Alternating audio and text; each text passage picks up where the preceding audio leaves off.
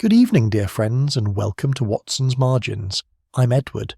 Tell me, is your lamp lit? Your tea near at hand? These are the hours when Dr. Watson would settle by the fire, notebook open, reflecting on all that reason had revealed. Victorian nights rewarded patience, and so shall this one. Do subscribe so no mystery passes you by. Now rest easy, for as Holmes knew well, the truth hides not in drama, but in what quietly refuses to fit. Chapter 1. The Invitation to Ravenscroft. It was upon a bitter evening in the early days of February that my friend Sherlock Holmes received the letter which was to draw us into one of the most singular cases of his career. The winter had been uncommonly severe that year, and London lay beneath a blanket of snow that showed no sign of relenting. I had taken refuge in our sitting room at Baker Street, where a generous fire crackled in the grate, and was engaged in reading the evening paper when Holmes emerged from his bedroom with the morning's correspondence still in hand. He had been unusually quiet throughout the day, a certain restlessness in his manner suggesting that the enforced idleness of the season weighed heavily upon his active mind.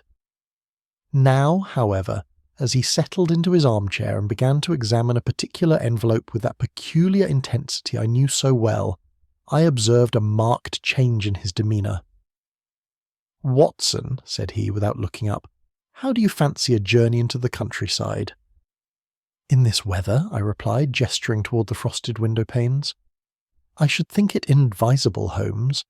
The railways are barely running, and the roads must be quite impassable." "Precisely the conditions under which interesting problems arise," he remarked, his eyes gleaming with sudden animation. "When men are isolated from the ordinary mechanisms of society, their true natures have a tendency to reveal themselves. Read this, if you will." He passed me a letter written upon heavy cream-coloured paper. The hand was educated but tremulous, suggesting either advanced age or considerable agitation. I reproduce its contents as accurately as memory permits. "My dear Mr. Holmes," the letter began, "I write to you upon a matter of the most peculiar and unsettling nature. Though I am a man of science and reason, trained in the classical disciplines and not given to fancies, I find myself confronted by circumstances which defy rational explanation. I possess, as you may perhaps know, a medieval manuscript of considerable historical value, which has been in my family's keeping for 3 generations. This document is housed in the library of my estate, Ravenscroft Manor in Derbyshire. Of late, this library has become the site of disturbances which occur with disturbing regularity at the stroke of midnight. Footsteps are heard, pages are turned, yet when the room is entered, it is always found to be empty and securely locked from within. I would not trouble you with what might seem mere superstition, were it not that these phenomena have begun to affect the nerves of my household, and I fear for the safety of the manuscript itself. The roads to my estate are difficult in winter, but if you would consent to make the journey, I should be profoundly grateful. I remain, sir, your humble servant, Lionel Ravenscroft." "Well, Watson," said Holmes when I had finished reading, "what do you make of it?" "It reads like a ghost story," I admitted. "Footsteps at midnight in a locked room. I confess I'm sceptical." "As am I," Holmes replied, rising to pace before the fireplace. "Yet Sir Lionel Ravenscroft is not unknown to me by reputation. He is a respected scholar of medieval history, a fellow of antiquarian societies, and precisely the sort of mind that would resist supernatural explanations. That such a man writes to me suggests he has exhausted more conventional possibilities." "Then you mean to accept?" "I have already sent a telegram indicating our arrival tomorrow." "Evening, weather permitting," said he with a slight smile. "Mrs. Hudson is arranging for our bags to be packed. I trust you have no pressing engagements." I had none, and truth be told, the prospect of escape from London's grey monotony appealed to me greatly. The following afternoon found us aboard a train crawling northward through a landscape transformed by snow into something strange and dreamlike. Holmes spent the journey in contemplative silence, smoking his pipe and staring out at the frozen fields, while I occupied myself with a novel. We changed trains twice, each connection more uncertain than the last, and it was nearly dark when we finally alighted at a small country station.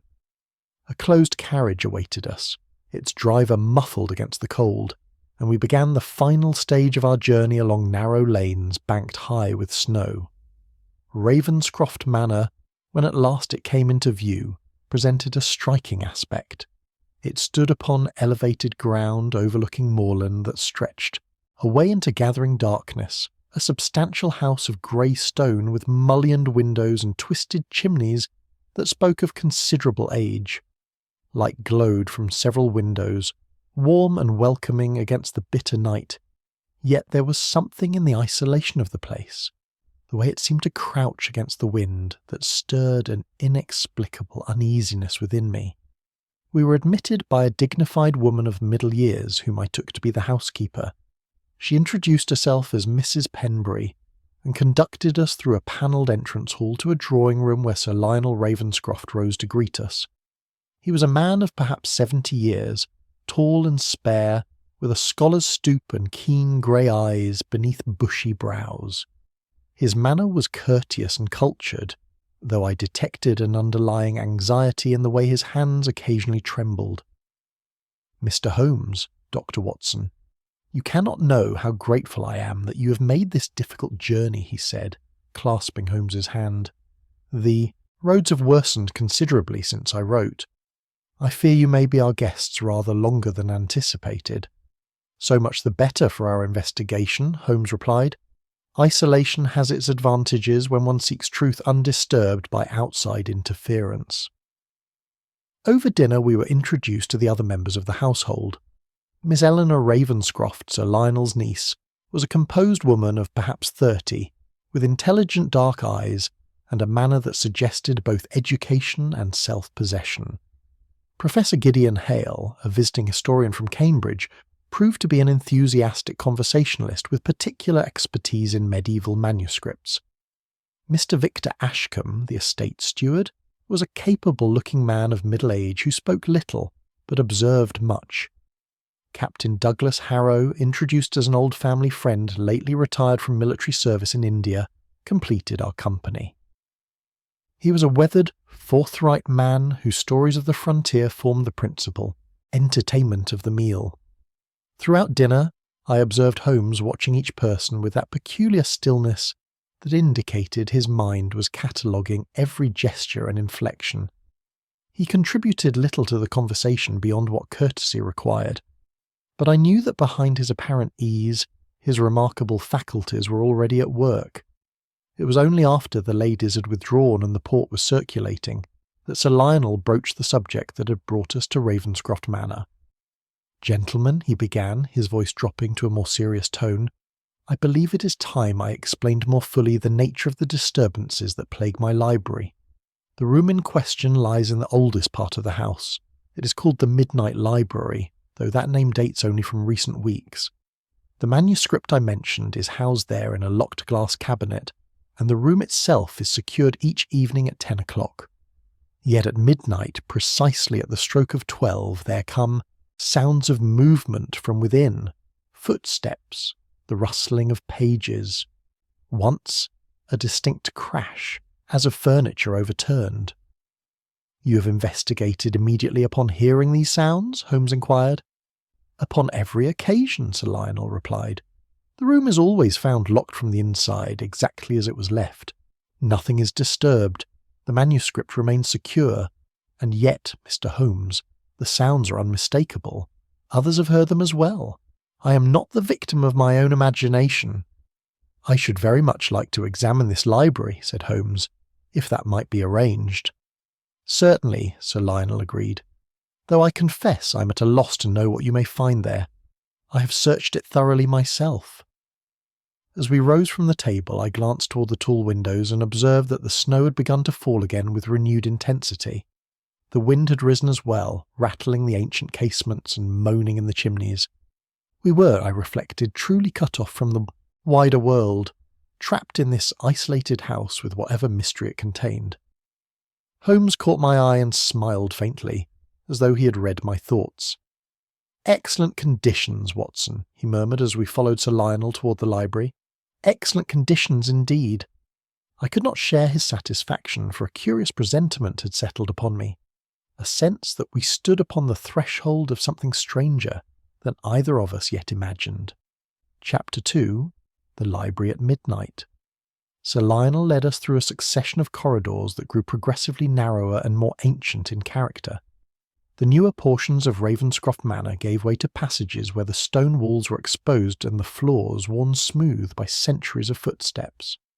Electric lighting had not yet reached this part of the house, and our host carried a lamp whose flickering flame cast dancing shadows that seemed almost alive. "This wing dates to the 15th century, Sir Lionel explained as we walked.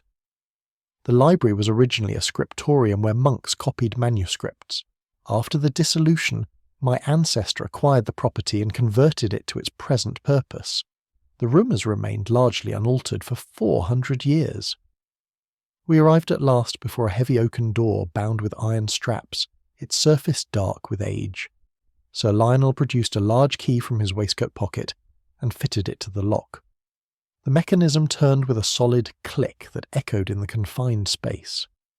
"You will observe," said Holmes, who had been examining the door with minute attention, "that this lock is of considerable age but excellent quality.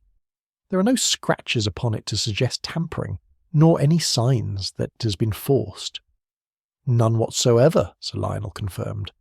"I have examined it myself on numerous occasions."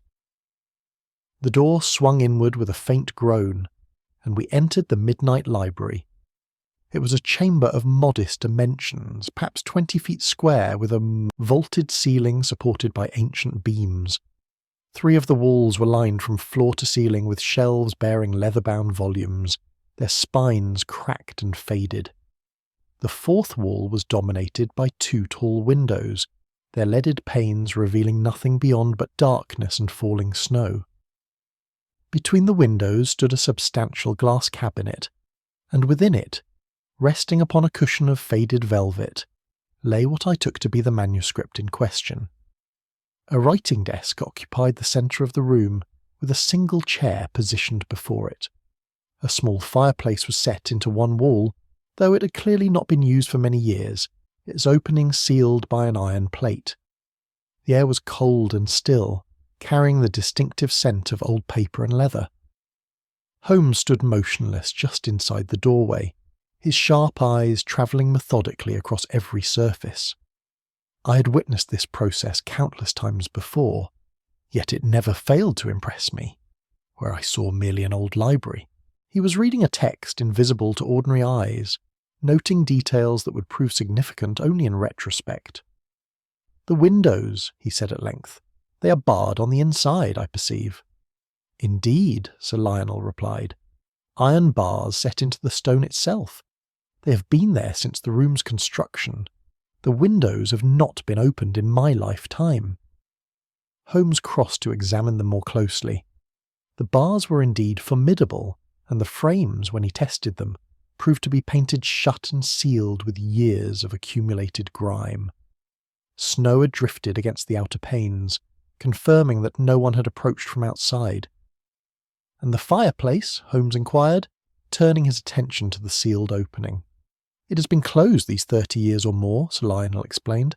"The chimney developed a dangerous crack, and rather than undertake expensive repairs, my father simply had it sealed. The flue is completely blocked with masonry." Holmes produced his magnifying glass and subjected the iron plate to careful scrutiny. He ran his fingers along its edges, then examined his fingertips in the lamplight before brushing them clean with his handkerchief. "Most interesting," he murmured, though he did not elaborate. Next, he approached the glass cabinet containing the manuscript. It was secured with a small but sturdy lock, and the glass itself appeared thick and unblemished. "This is the Codex Ravenscroft?" Holmes asked. "It is," Sir Lionel confirmed with evident pride. "A psalter dating to the 13th century, illuminated by a master whose identity remains unknown. It is one of only 3 such manuscripts known to exist." Even through the glass, I could discern the extraordinary beauty of the pages visible within, Gold leaf caught the lamplight, and intricate borders of interwoven vines and fantastical creatures framed text written in an elegant medieval hand. Its value would be considerable, I presume, Holmes observed. Beyond price, in truth, Sir Lionel replied quietly. Several institutions have made offers over the years, but it has been in my family since the 16th century. I could no more sell it than I could sell my own history. Holmes bent to examine the floor beneath the cabinet, then traced a path across the room with his eyes, occasionally dropping to one knee to inspect the worn floorboards more closely. At the writing desk he paused to study the chair, which I now noticed faced away from the cabinet toward the opposite wall. "You work at this desk, Sir Lionel?" he inquired. "I do, though not frequently in recent weeks. I confess the atmosphere has become somewhat oppressive. And this chair, you positioned it thus yourself?" "I?" Sir Lionel appeared puzzled.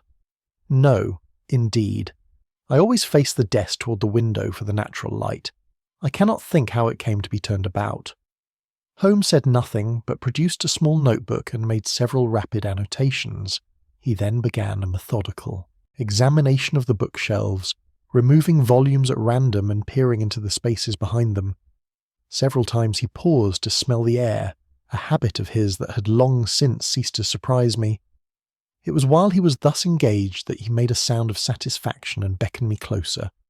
He indicated a shelf at roughly shoulder height, where a slight gap in the accumulated dust showed that books had recently been disturbed.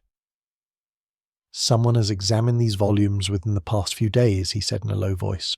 "See here, Watson, the dust is quite thick elsewhere, yet here it has been partially removed by the passage of hands reaching behind the books." "Perhaps Sir Lionel himself," I suggested. "Perhaps," Holmes agreed, though his tone suggested he thought otherwise. "We shall see." He continued his examination with undiminished energy, occasionally making notes or muttering observations that meant nothing to me. Near one of the windows he stopped abruptly and knelt to retrieve something from the floor. It was, so far as I could determine, a small fragment of candle wax. "There are candles in the room, surely," I ventured. "There are," Holmes replied, indicating a pair of brass candlesticks upon the desk. "But observe, Watson, the candles currently in those holders are of plain tallow, yellowish in colour and of inferior quality. This fragment, however, is of refined wax, whiter and of finer composition. Someone has burned superior candles in this room quite recently." "The difference seems trivial," I admitted. "On the contrary, it is highly suggestive. Sir Lionel, I observe, is a man of refined taste and adequate means. The candles presently in evidence are servants' candles, not what one would expect to find in his private library. The question naturally arises, why were they replaced, and when?" Sir Lionel, who had been listening with growing interest, shook his head. "I cannot account for it, Mr. Holmes. Mrs. Penbury manages such household matters. I confess I pay little attention to the type of candles employed." Holmes made another note, then stood in the centre of the room and slowly turned full circle, his eyes half closed in concentration. I knew this attitude well. He was constructing a mental picture of the space, cataloguing every detail for future reference. "I should like to spend some time alone in this room," he said at length. "If you would be so kind as to leave me the lamp, Sir Lionel, I believe I shall remain here until midnight." "You intend to await the disturbance?" I asked. "I intend to observe," Holmes corrected gently. "There is a difference. Watson, you need not remain. I suspect it will be a dull vigil, and your leg pains you in this cold. I observed you favouring it on the stairs. It was true, though I had thought I concealed it well. The old wound from Maiwand always troubled me in bitter weather." "Nevertheless," I said firmly, "I shall stay." Holmes smiled briefly. "I expected no less. Very well. Sir Lionel, we shall secure the door from within and trouble you no further tonight. Perhaps you would be good enough to have Mrs. Penbury send up some coffee, and whatever cold provisions might be available. It promises to be a long night." Sir Lionel departed with evident relief at being excused from the vigil. We heard his footsteps receding down the corridor, then the house fell silent around us. Holmes immediately resumed his examination with renewed intensity, paying particular attention to the narrow space beneath the door, where a faint draught stirred the dust. "There is air movement," he observed, "which is curious in a room so sealed. The draught is slight but perceptible. From what source, I wonder?" He spent the next quarter hour tracing the air current with a candle flame, watching how it flickered and bent. His investigation led him back to the sealed fireplace, where he again examined the iron plate with minute care. "Most suggestive," he murmured. "Most suggestive indeed." But he would say no more, and when the coffee arrived, brought by a nervous housemaid who clearly wished to be elsewhere, he settled into the chair at the desk and assumed an attitude of patient waiting. The hours crept by with agonizing slowness. The house around us grew quiet as its inhabitants retired for the night. The wind continued its assault upon the ancient windows, and somewhere in the distance a clock began to chime the 3/4 hour. Holmes sat motionless, his eyes fixed upon the glass cabinet, while I struggled to remain alert in my chair by the door. As the clock struck midnight, I held my breath and waited. Chapter 3: The Impossible Disturbance. The 12 strokes of midnight died away into silence, leaving only the wind's persistent moan and the occasional creak of ancient timbers settling in the cold. Holmes remained absolutely still, his profile sharp against the lamplight, every faculty concentrated upon the room, around us. Minutes passed. Nothing stirred. I began to wonder whether the phenomena Sir Lionel had described were perhaps less reliable than he believed. The product of an elderly man's overwrought imagination, amplified by isolation and the peculiar acoustics of an old house. Yet even as the thought formed, I dismissed it. Sir Lionel had impressed me as a man of exceptional clarity and judgment, not one given to flights of fancy. We waited in a silence broken only by the ticking of my pocket watch, which seemed unnaturally loud in that closed space. Holmes had not moved for nearly 20 minutes when I saw his head tilt slightly, an almost imperceptible gesture that I had learned to recognize as indicating heightened attention. "Do you hear it, Watson?" he whispered. I strained my ears but could detect nothing beyond the sounds I had already noted. I shook my head. "Patience," he murmured. Then, faintly, so faintly that I could not be certain it was not merely the wind playing, tricks upon my senses, I heard what might have been footsteps. They seemed to come from within the very walls, a soft, deliberate tread that advanced and then stopped. Holmes rose silently from his chair. The sound, if sound it was, had ceased as suddenly as it began. We stood motionless for perhaps 5 minutes more, but the library remained undisturbed, and gradually I convinced myself that I had imagined the whole thing. "We shall maintain our vigil," Holmes said quietly, resuming his seat. The hours that followed tested my endurance severely. The cold penetrated my bones despite my coat, and the absolute stillness of our surroundings began to induce a curious lethargy. I must confess that my head nodded more than once, though I fought against the insidious pull of sleep. It was perhaps 3 o'clock when Holmes finally stirred and suggested we retire. We secured the library door carefully behind us and made our way through the silent house to our respective chambers. I fell into bed exhausted and slept without dreams until late morning. When I descended to breakfast, I found the household already assembled and engaged in animated conversation. Holmes was not among them, and I learned from Miss Ravenscroft that he had risen early and requested permission to examine the exterior of the house, despite the continuing snowfall. "Your friend appears to take his investigations most seriously," observed Professor Hale, who was working his way through a substantial portion of Kippers. "I confess I am eager to learn his conclusions." "Holmes never draws conclusions prematurely," I replied, helping myself to coffee from the sideboard. It was while we were thus engaged that we heard a cry from somewhere above, followed by rapid footsteps descending the main staircase. A moment later Sir Lionel burst into the breakfast room, his face ashen and his hands trembling. "The manuscript!" he gasped. "It is gone!" We rushed as one body to the midnight library. "Sir, Lionel produced his key with shaking hands and threw open the door. The room appeared exactly as we had left it hours before, yet the glass cabinet that had housed the Codex Ravenscroft now stood empty, its door hanging open. But it was not the missing manuscript that arrested my attention. Lying across the floor before the cabinet was a ladder of the sort used by servants to reach high shelves. It had clearly fallen, for one of the candlesticks from the desk had been knocked to the floor beside it. "This was not here when we left," I stated with certainty. "Indeed it was not," came Holmes's voice from behind us. I turned to find him standing in the doorway, his coat dusted with snow, and his keen eyes taking in every detail of the scene. "I secured the door myself at 3 o'clock this morning, and the room was precisely as we had found it initially. The ladder was in its customary place in the outer corridor."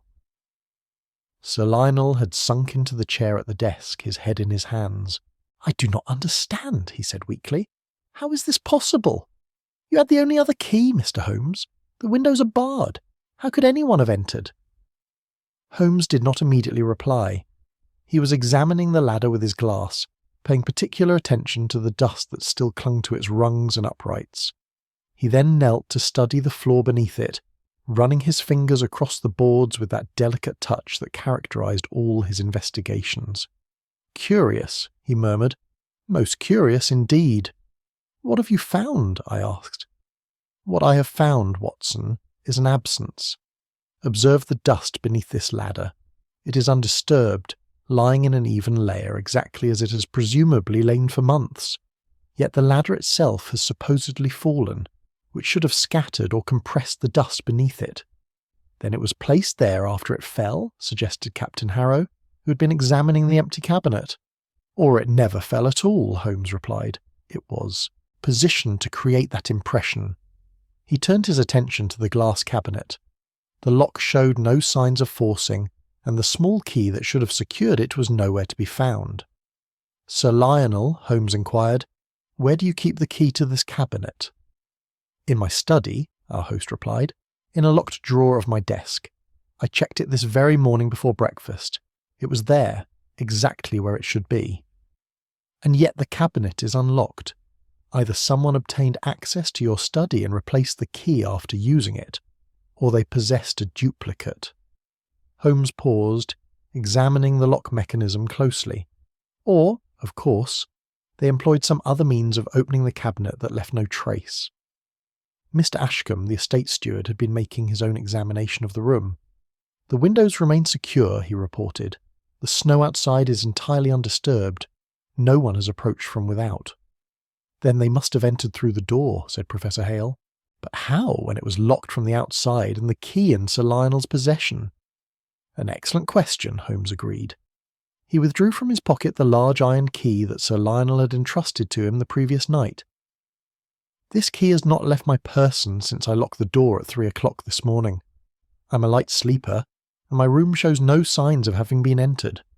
Moreover, I took the precaution of placing a hair across the keyhole before I retired. It remained undisturbed when I checked at dawn."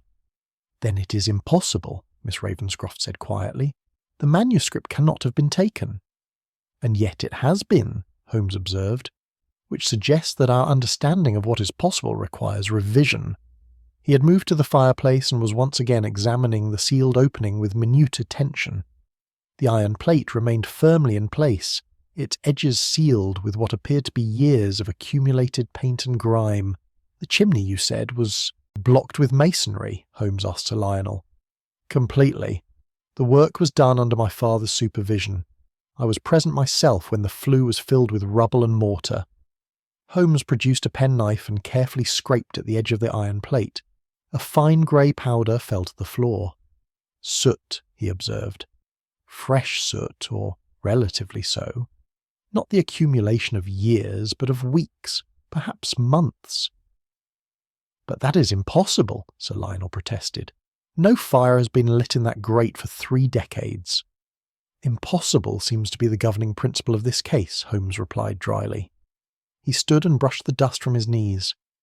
"Watson, you observed that the chair at the desk faces away from the cabinet." "I did. Sir Lionel mentioned it yesterday evening." "Indeed. and I now observe that it has been moved again. When we left at 3 o'clock, I distinctly recall it was positioned as we found it initially, facing the wall. Now it has been turned to face the cabinet, as though someone sat here and watched the theft unfold. A chill ran down my spine that had nothing to do with the temperature of the room. The image of an unseen observer sitting in darkness, watching as the manuscript was spirited away, was deeply unsettling. Holmes walked slowly to the centre of the room and stood in silence for a long moment. When he spoke, his voice carried a note of satisfaction that I found surprising given the circumstances. "We face not a miracle," he said, addressing the assembled company, "but a misdirection. Someone has taken considerable care to present us with an impossibility, and in doing so, they have revealed more than they perhaps intended." "You know who has done this?" Sir Lionel asked, rising from his chair with sudden hope.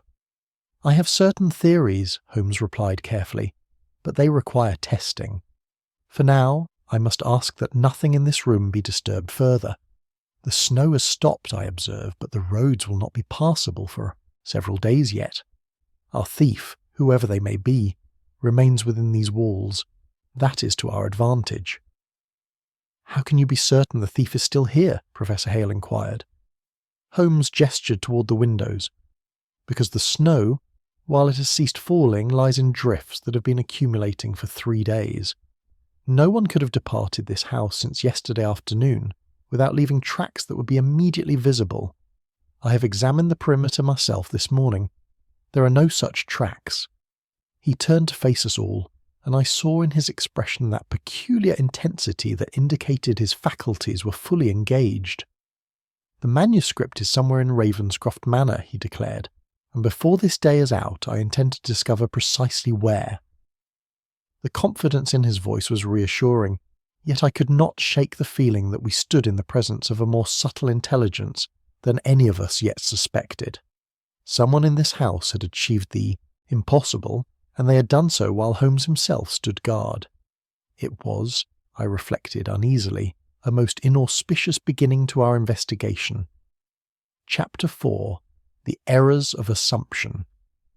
The remainder of that morning passed in a state of considerable agitation among the household. Sir Lionel retired to his study in evident distress, while the other guests gathered in small groups to discuss the inexplicable theft. Holmes, meanwhile, had returned to the library and shut himself within, refusing all company save mine. I found him lying upon the floor, his magnifying glass in hand, examining the boards with such concentration that he did not acknowledge my entrance for several minutes. When at last he rose, dusting off his knees, his expression was one of quiet satisfaction. "Watson," he said, "I have been guilty of a most elementary error. I allowed myself to be distracted by the theatrical elements of this affair when I should have been attending to its mundane realities. Confess I do not follow you, Holmes." "Consider the ladder," he replied, gesturing toward where it still lay across the floor. "It has been positioned to suggest that someone climbed it to reach the cabinet, then fell, creating the crash that was heard. Yet, as I noted earlier, the dust beneath it is undisturbed. What does that tell us? That it was placed there after the theft was complete. Precisely. But why? If the thief had already secured the manuscript and departed the room, what purpose would such staging serve?" He did not wait for my answer. "It serves to fix our attention upon a particular narrative, to encourage us to ask how someone could have entered and climbed this ladder when the room was locked. We are meant to puzzle over the impossibility of the ladder's presence rather than question whether it was ever used at all." He crossed to the desk and indicated the fallen candlestick. "This too is part of the performance. A crash was heard, therefore something must have fallen. The candlestick provides a convenient explanation, yet observe how it lies." I examined the brass candlestick where it rested against the leg of the desk. It appeared unremarkable to my eyes. "The candle remains in its socket," Holmes pointed out, "unbroken and barely displaced. Had this candlestick truly been knocked from the desk by a falling ladder, the candle would almost certainly have been dislodged. Instead, it sits quite securely, suggesting the candlestick was placed on the floor with some care." He moved to the glass cabinet and spent several minutes examining its lock and hinges. The cabinet was opened with a key, not forced. The question is whose key? Sir Lionel maintains his was in the locked drawer of his desk. Either he is mistaken, or someone gained access to his study. Or possessed a duplicate, I suggested. Quite so. I shall need to examine Sir Lionel's key at the first opportunity. Holmes paused, his fingers drumming against the edge of the cabinet in a gesture that indicated intense thought. There is something else, Watson. Come, look at this. He directed my attention to the interior of the cabinet, where the velvet cushion that had supported the manuscript still bore a faint impression of its weight. What do you observe? He asked. I studied the cushion carefully. The impression is quite clear. The manuscript must have rested there for some considerable time. Indeed, and now observe the dust upon the shelves surrounding the cabinet. He indicated a fine layer of grey powder that covered most surfaces in the room. It is uniform throughout, suggesting the room has not been thoroughly cleaned in some weeks. Yet inside the cabinet there is almost no dust at all. The cabinet was kept locked, I ventured. Perhaps that preserved it from dust accumulation. An excellent hypothesis, Watson, yet easily disproved. See here, along the bottom edge of the cabinet interior. There is dust, though less than elsewhere. A sealed cabinet would prevent all dust or none. This pattern suggests the cabinet has been opened within recent days, perhaps several times, allowing some dust to enter while the majority was kept out. Then someone had been accessing the manuscript before last night. So it would appear. The question is whether Sir Lionel was aware of these visits, or whether they were conducted without his knowledge. Holmes continued his methodical examination, paying particular attention to elements I had barely noticed. He discovered that several of the candle drippings on the desk did not match the tallow candles currently in the holders, confirming his earlier observation about the superior wax. He noted minute scratches around the keyhole of the door that suggested it had been locked, and unlocked with some frequency, though whether by Sir Lionel or another could not be determined. It was while he was examining the bookshelves that a knock came at the door. Captain Harrow entered at Holmes's invitation, his weathered face troubled. "Mr. Holmes," he began, "I feel I must speak with you. There is a matter that may have some bearing on your investigation, though I hesitate to cast aspersions without proof." "Please," Holmes said, indicating the chair at the desk. "Speak freely." Harrow settled himself with the stiffness of a man accustomed to military discipline. "It concerns the windows of this room. You have noted that they are barred and apparently unopenable. However, I observed something this morning that struck me as odd. The latch on the eastern window appeared loose, as though it had been recently disturbed." Holmes immediately crossed to the window in question. He examined the latch with his glass, then tested it gently. It moved under his touch, though only slightly. "It is indeed loose," he confirmed. "Yet the window itself remains sealed. The paint around the frame is undisturbed, and the accumulation of grime suggests it has not been opened in years." "Still," Harrow persisted, "might someone have attempted to open it from outside?" "In what manner?" Holmes asked. "The bars would prevent access even if the window could be opened, and as Mr. Ashcombe observed, the snow outside shows no footprints. Nevertheless, I am grateful for your vigilance, Captain." After Harrow had departed, Holmes spent several minutes examining the loose latch, making notes in his pocketbook. "Another element designed to mislead," he murmured. "Someone has deliberately loosened this latch, knowing it would be discovered and would suggest an attempt at entry from outside, yet the physical evidence makes such an entry impossible." The afternoon brought fresh complications. Mr. Ashcombe appeared at the library door, his capable features set in lines of concern. "Mr. Holmes, I wonder if I might have a word. It is rather delicate." "Of course," Holmes replied, gesturing him inside. Ashcombe hesitated, then spoke in a lowered voice. "I have managed the Ravenscroft estate for 15 years, and I pride myself on knowing all that occurs within these walls. This morning, while making my rounds, I discovered something that disturbs me considerably. There are muddy boot prints in the rear hallway, near the servants' entrance. They were not there last evening." "Whose boots made them?" Holmes inquired. That is what troubles me. They match the pattern of Captain Harrow's boots. I recognised them because he asked me yesterday to have them cleaned, and I noted the distinctive wear pattern on the soles. Holmes's eyes gleamed with interest. And you are certain these prints were not present yesterday evening? Quite certain. I passed through that hallway myself at 9 o'clock to secure the outer door. The floor was clean. Has Captain Harrow been outside this morning?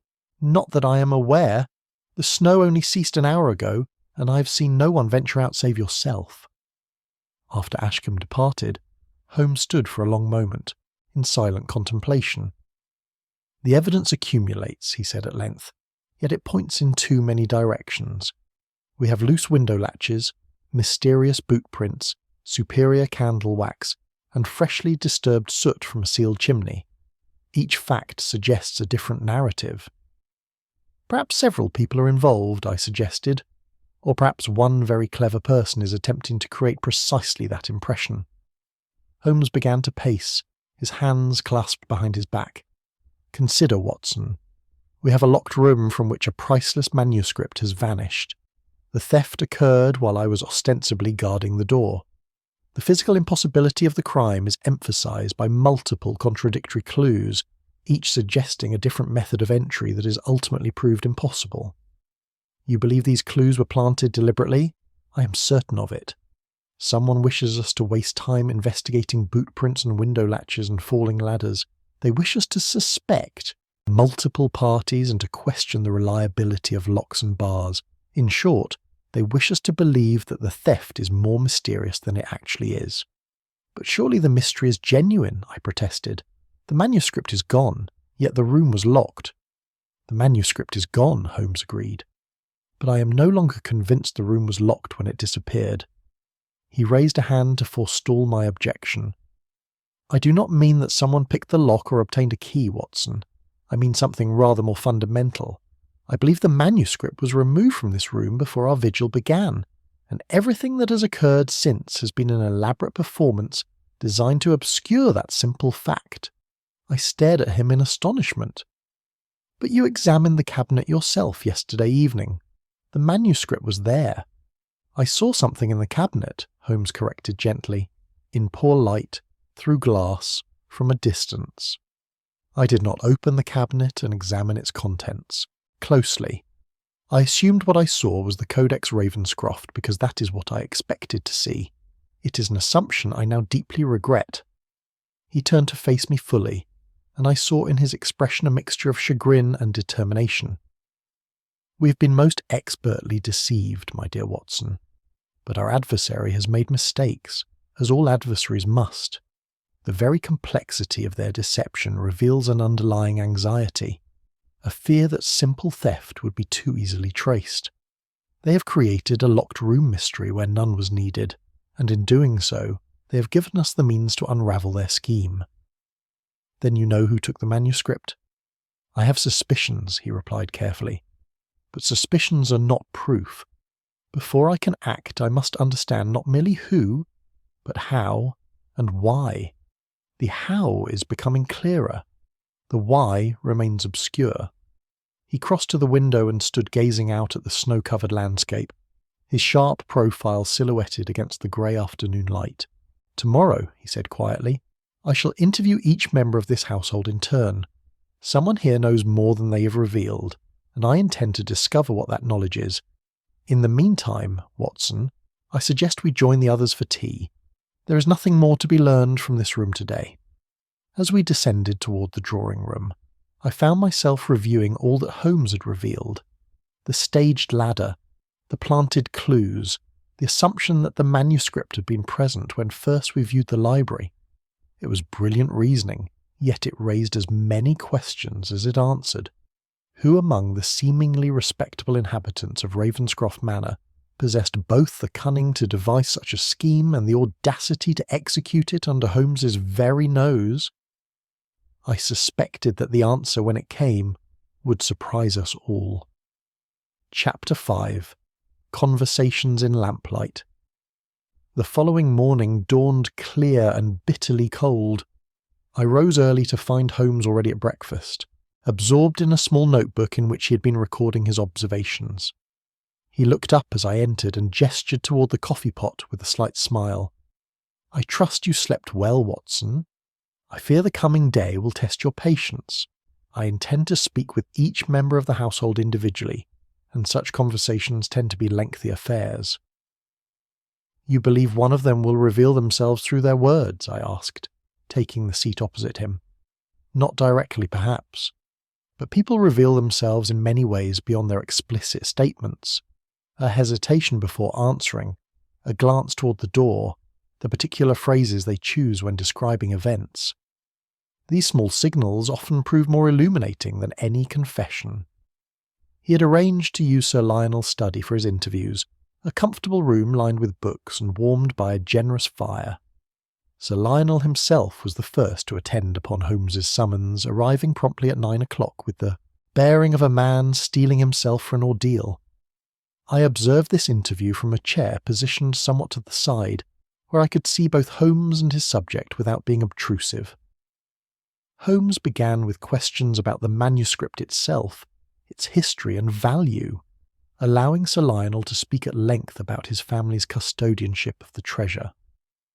"You mentioned in your letter," Holmes said, once this preliminary ground had been covered, "that the disturbances began only recently. Can you recall precisely when they first occurred?"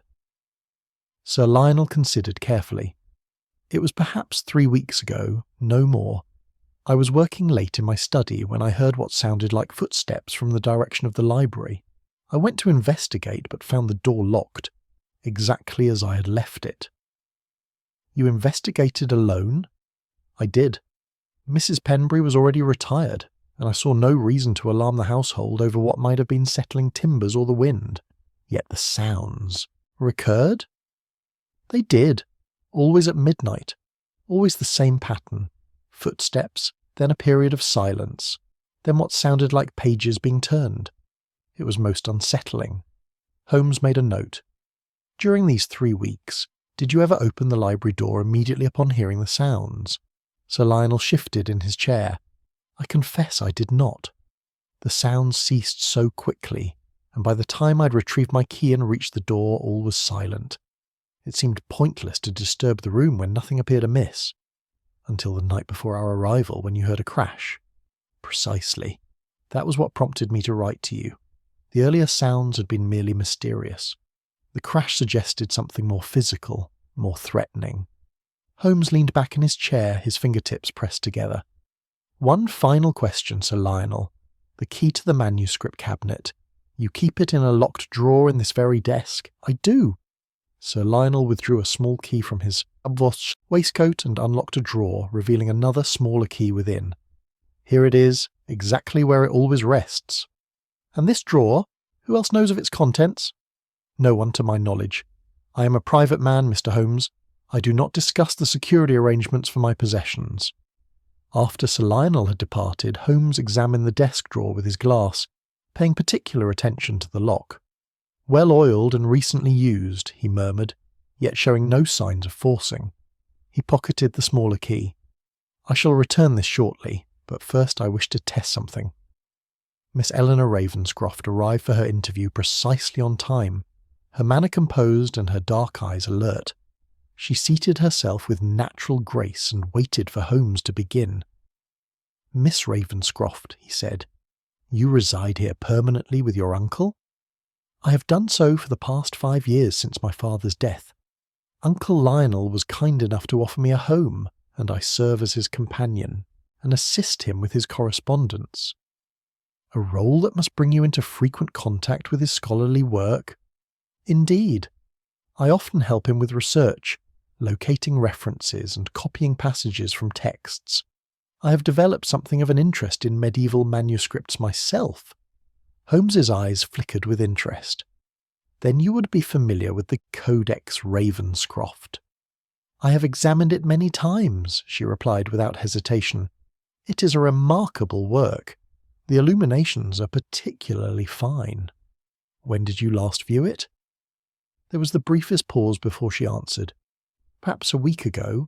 Uncle Lionel opened the cabinet to show a detail to Professor Hale, and I was present.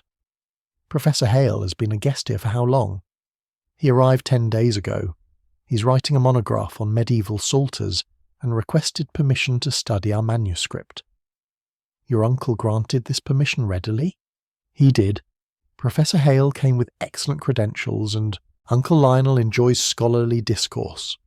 Holmes made several notes, then asked almost casually, "During the night of the theft, Miss Ravenscroft, where were you between the hours of 11 and 1? "In my room, asleep. I retire early as a general rule." "Did you hear anything unusual? The crash, for instance, that apparently came from the library?" She shook her head. "My room is in the east wing, quite distant from the library. I heard nothing until the following morning when Uncle Lionel raised the alarm." After she'd left, Holmes sat in silence for a moment. "An intelligent woman," he observed.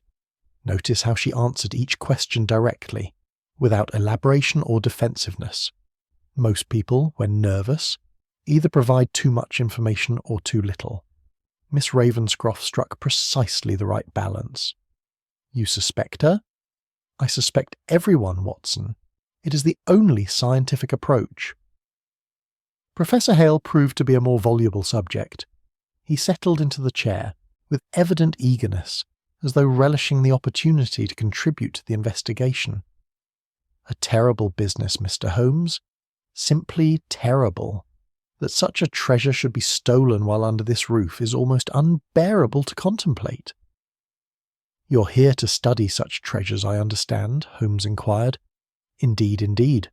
My monograph on 13th century psalters has been in preparation for 3 years. The Codex Ravenscroft represents a crucial example of the genre, and Sir Lionel was generous enough to grant me access." "You examined it frequently during your visit?" "As often as Sir Lionel permitted. He was most accommodating, opening the cabinet for me on several occasions. I made detailed notes and sketches." Holmes leaned forward slightly. "Tell me, Professor, what is your estimation of the manuscript's value?" Hale's eyes lit up. "In scholarly terms, it is priceless. To a collector, however, I should estimate it might fetch £20,000, perhaps more, at auction." "A considerable sum." "Indeed. There are collectors who would pay almost any price for such a work. Do you know of any such collectors?" Hale hesitated, and I saw his gaze flicker toward the window before returning to Holmes. "There are always rumours in academic circles. A private collector in Vienna has been seeking such a manuscript for years, another in New York, but these are merely whispers, you understand." "Of course," Holmes said smoothly. "Now, Professor, I must ask where you were on the night of the theft." "In my room, working on my notes. I often work late into the night. I heard nothing unusual, though my room is on the second floor above the library wing." After the Professor's departure, Holmes rose and stretched. "Did you observe, Watson, how his eyes moved to the left and upward when I asked about collectors? A classic indication that someone is accessing memory, rather than constructing a fiction. He knows more about potential buyers than he admitted." The afternoon brought Mr. Ashcombe, whose interview was brief and to the point. He accounted for his movements on the night in question, described his discovery of the muddy boot prints, and offered his opinion that the theft must have been committed by someone familiar with the house. "The timing was too precise," he explained. "Whoever took the manuscript knew exactly when to act, knew the routines of the household. This suggests an insider rather than an external intruder." "A logical conclusion," Holmes agreed. "Tell me, Mr. Ashcombe, in your capacity as steward, are you aware of Sir Lionel's financial situation?" Ashcombe's expression grew guarded. "I manage the estate's accounts, yes. Sir Lionel's affairs are in good order. No pressing debts, no recent financial difficulties. None whatsoever. The estate is profitable and well managed." Yet something in Ashcombe's tone suggested to me that this answer, while perhaps technically true, concealed more than it revealed. Mrs. Penbury arrived for her interview as the winter afternoon was fading into dusk. She was a woman of evident dignity and long service, and she answered Holmes's questions with the precision of one accustomed to household management. "I have been housekeeper at Ravenscroft Manor for 20 years, she stated. "I know every room, every passage, every door and window in this house." "Then perhaps you can help me understand something that puzzles me," Holmes said. "The candles in the library, are they changed regularly?" "Once weekly, on Mondays. I attend to it myself." "And the quality of candles used in that room?" She drew herself up slightly. "We use the best quality throughout the house, Mr. Holmes. Sir Lionel would accept nothing less. Yet when I examined the library, the candles in the holders were of inferior tallow, not refined wax." Mrs. Penbury's composure slipped for just a moment. "That is impossible. I placed fresh candles there myself on Monday last, and they were certainly of good quality. Then someone replaced them between Monday and our arrival on Thursday evening." She had no answer to this, though I observed her hands tighten in her lap. Captain Harrow, when his turn came, spoke with military directness. He had served in India for 20 years, he explained, and had retired to England only 6 months prior. His friendship with Sir Lionel dated back to their school days. "I was invited to spend the winter here," he said. "Lionel knew I had nowhere particular to go, and he kindly offered me his hospitality." "These muddy boot prints Mr. Ashcombe mentioned," Holmes said. "He believes they match your boots." Harrow nodded without apparent concern. "They likely do. I went out yesterday afternoon to walk the grounds before the snow became too deep. I must have tracked mud inside without noticing. I cannot see the significance." "Perhaps there is none," Holmes replied mildly. "Tell me, Captain, during your years in India, did you develop an interest in antiquities?" "Not particularly. I am a soldier, Mr. Holmes, not a scholar." After the last interview concluded, Holmes and I took our dinner in the study rather than joining the household. Holmes sat before the fire, his eyes closed, replaying in his mind the conversations of the day. "What have you concluded?" I asked at length. "That everyone in this house is concealing something," he replied, opening his eyes. "The question is whether those concealments relate to the theft or merely to the ordinary secrets people carry." Miss Ravenscroft glanced at the clock when I mentioned Professor Hale. Mrs. Penbury became defensive about the candles. Ashcombe was evasive regarding finances, each small deception noted and filed away. But which are significant? That, my dear Watson, is what we must now determine. He pulled out his notebook and began to write rapidly, filling page after page with observations I could not decipher. The wind had risen, again outside, and the old house creaked and settled around us. Somewhere in these walls, I reflected, a thief walked freely, confident in their deception. But they had not reckoned with Sherlock Holmes, and that, I suspected, would prove their undoing. Chapter 6. Movements in the Snowbound House. I awoke the next morning to find Holmes already gone from his room. A hasty inquiry of Mrs. Penbury revealed that he had been seen entering the library wing shortly after dawn, and I made my way there to find him seated at the desk with a large sheet of paper spread before him, upon which he had drawn what appeared to be a floor plan of Ravenscroft Manor. "Ah, Watson," he said without looking up, "your timing is excellent. I am in the process of reconstructing the movements of every person in this house on the night of the theft, and I require your assistance to verify certain observations." The paper before him was covered with neat annotations marking rooms, corridors, and doorways. Beside each location, he had noted times and initials that I took to represent the various members of the household. "I have spent the morning retracing everyone's stated movements," he explained, "and I have discovered several curious inconsistencies, small discrepancies in timing that individually mean nothing, but which collectively suggest a pattern of coordinated deception." He pointed to a notation near the library. "According to Mrs. Penbury, she was in the servants' corridor here at 11:30, conducting her nightly inspection of the doors and windows. She states that she saw no one and heard nothing unusual." "You doubt her account?" "Not necessarily, but consider this. Mr. Ashcombe told me yesterday that he passed through the same corridor at approximately 11:40, checking the locks as part of his own routine. Yet neither mentions encountering the other, despite describing tasks that would have placed them in the same location within a 10-minute span. Holmes drew a line connecting 2 points on his diagram. Either one of them is misremembering the time, or they are deliberately providing accounts that create the appearance of constant surveillance when, in fact, there was a window of opportunity that went unobserved. But to what purpose? That is what we must determine. He stood and gestured for me to follow. Come, Watson.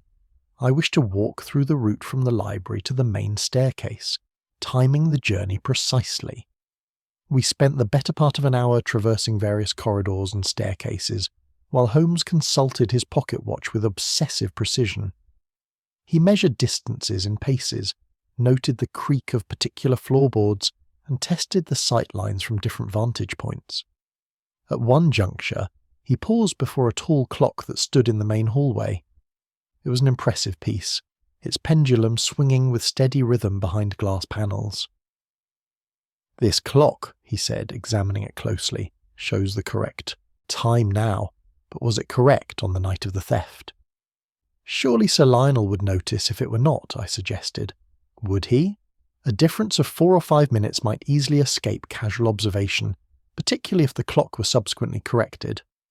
Holmes opened the glass panel and peered at the mechanism within.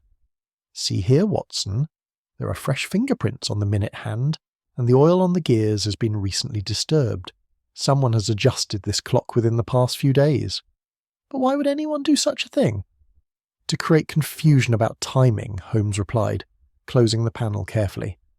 "If witnesses report hearing a crash at midnight, but the clock they consulted was running 4 minutes fast, then the actual time of the crash was 11:56. Those 4 minutes could be crucial." We returned to the study, where Holmes added this new information to his growing collection of notes. He was in the midst of cross-referencing the various accounts when Miss Ravenscroft appeared at the door. "Mr. Holmes, forgive the interruption, but I wondered if I might speak with you privately. There is something I neglected to mention yesterday, and it has been weighing upon my conscience." Holmes indicated a chair with a gesture of invitation. "Please, Miss Ravenscroft, any information you can provide may prove valuable." She settled herself with evident nervousness, her hands clasped tightly in her lap. "It concerns Professor Hale and myself.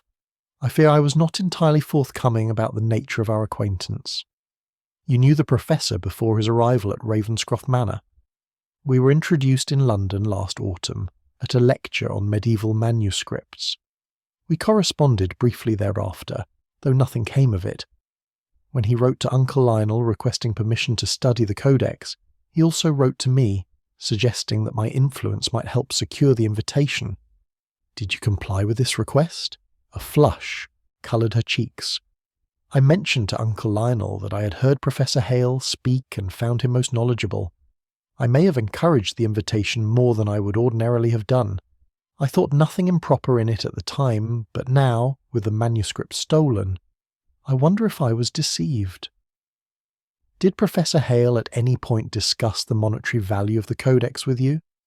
"He did mention that such manuscripts were highly sought after by collectors, but he spoke in purely academic terms. I had no sense that his interest was anything other than scholarly." Holmes considered her carefully. "This correspondence between you and the Professor, do you still possess the letters?" "I do. Would you like to see them?" "If you would be so kind." She departed to fetch them, and Holmes turned to me with raised eyebrows. "An interesting development, Watson. The question is whether Miss Ravenscroft is a willing accomplice, attempting to distance herself from suspicion, or an innocent dupe who has only now realised she was being manipulated." The letters, when produced, proved to be brief and cordial, discussing scholarly matters with no obvious undercurrent of conspiracy.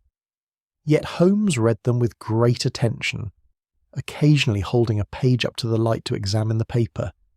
"German manufacture," he murmured, indicating the watermark.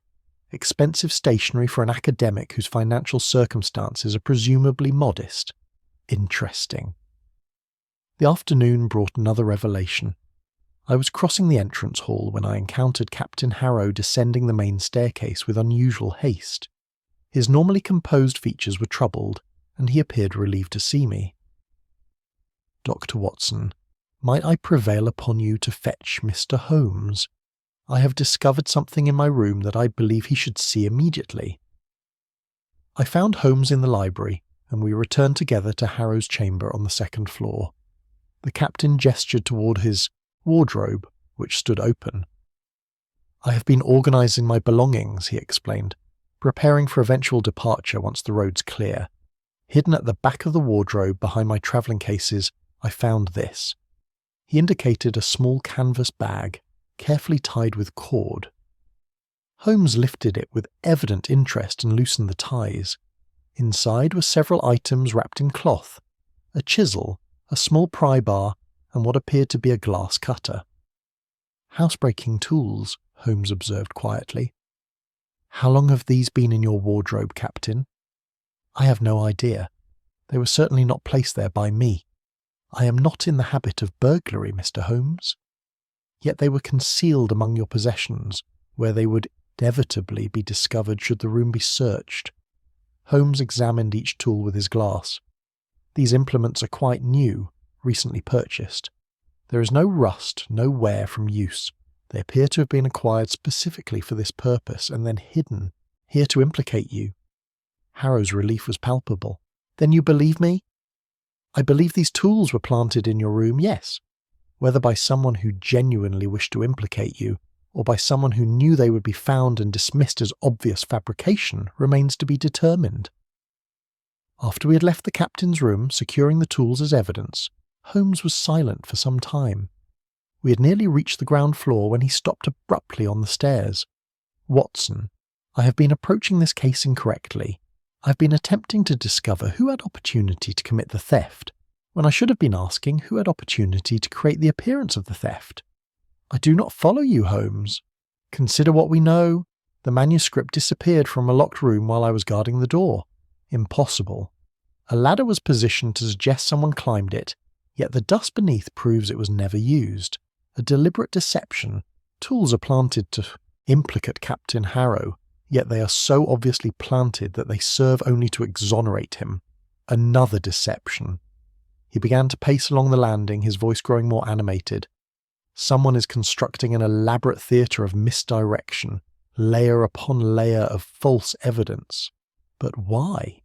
If you wished simply to steal the manuscript, you would do so quietly, perhaps substituting a forgery to delay discovery.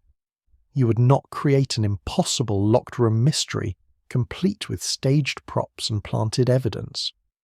"Unless the mystery itself serves a purpose," I ventured. "Precisely, Watson. The question is, what purpose? To delay discovery, to misdirect suspicion, or to conceal something else entirely?" He paused at the window, looking out at the snow-covered grounds. "There is a pattern here, a logic I have not yet grasped. But I shall grasp it. I promise you that." That evening at dinner I observed the assembled household with fresh eyes, noting the small interactions Holmes had trained me to recognise. Mrs. Penbury and Mr. Ashcombe exchanged a brief glance when Sir Lionel mentioned the possibility of the roads clearing by week's end.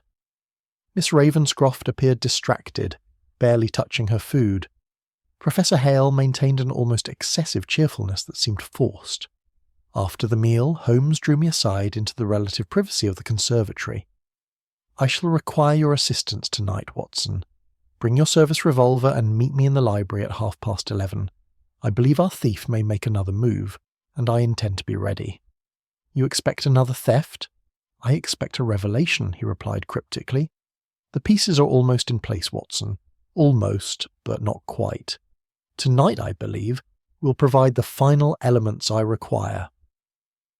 The hours until our appointment passed with agonizing slowness. I retired to my room and attempted to read, but found concentration impossible.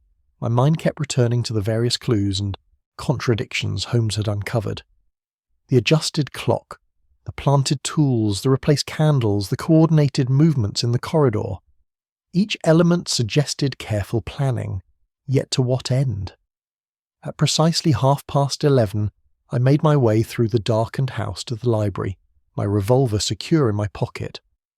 Holmes was already there, seated in darkness near the window, barely visible in the faint moonlight that penetrated the clouds.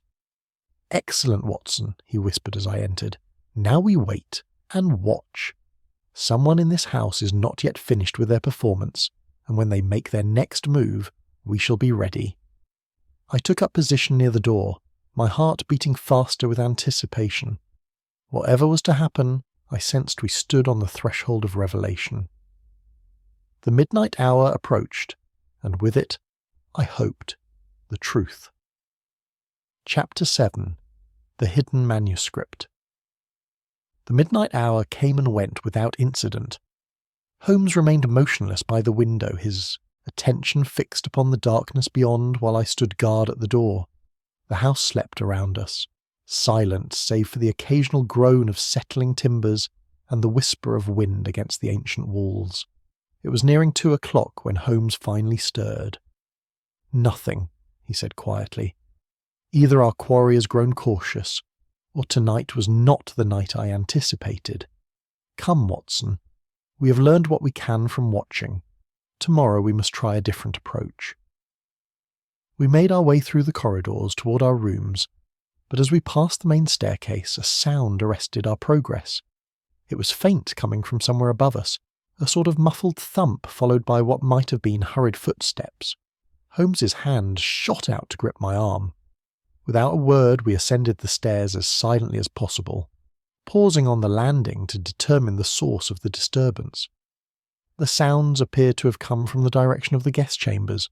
As we proceeded down the corridor, a door opened suddenly and Professor Hale emerged, a candle in his hand and his nightshirt hastily covered by a dressing gown. He started violently at the sight of us. "Mr. Holmes, Dr. Watson, you gave me quite a fright. I heard sounds from below and came to investigate." "Curious," Holmes remarked mildly. "We heard sounds from above and are engaged in the same pursuit. Tell me, Professor, what precisely did you hear?" Hale appeared flustered. "I cannot be certain. A crash, perhaps, or the closing of a heavy door. Living in college rooms, one becomes attuned to such disturbances. I thought perhaps someone was ill and required assistance." "Most considerate. And you saw no one as you emerged from your room?" "No one at all." Holmes thanked him and we continued our patrol, checking each corridor and finding nothing amiss. Yet I could not shake the feeling that something was wrong, that Professor Hale's explanation had been too ready, too smooth. When we finally retired, Holmes sat upon the edge of my bed and spoke in a voice barely above a whisper. "Tomorrow, Watson, I shall request that Sir Lionel permit us to conduct a thorough search of the house. Someone has hidden that manuscript somewhere within these walls, and I mean to find it." Morning brought leaden skies and the threat of fresh snow. At breakfast, Holmes made his request to Sir Lionel, who agreed with weary resignation. "Do whatever you deem necessary, Mr. Holmes. I have lost faith in my own judgment. The manuscript is gone, my household is in turmoil, and I begin to wonder if I shall ever see order restored." Holmes organised the search with military precision. He assigned Mr. Ashcombe to examine the servants' quarters and outbuildings, while Captain Harrow was tasked with searching the cellars and storage rooms. Miss Ravenscroft would accompany Mrs. Penbury in inspecting the less frequented chambers of the house. Holmes himself, with my assistance, would examine the guest rooms and private quarters.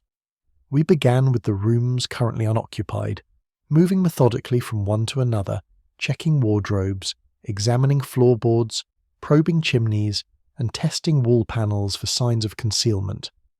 It was tedious work, but Holmes approached it with characteristic thoroughness. It was mid-afternoon when we arrived at Professor Hale's chamber. The professor had been summoned to join the search elsewhere, and his room stood empty.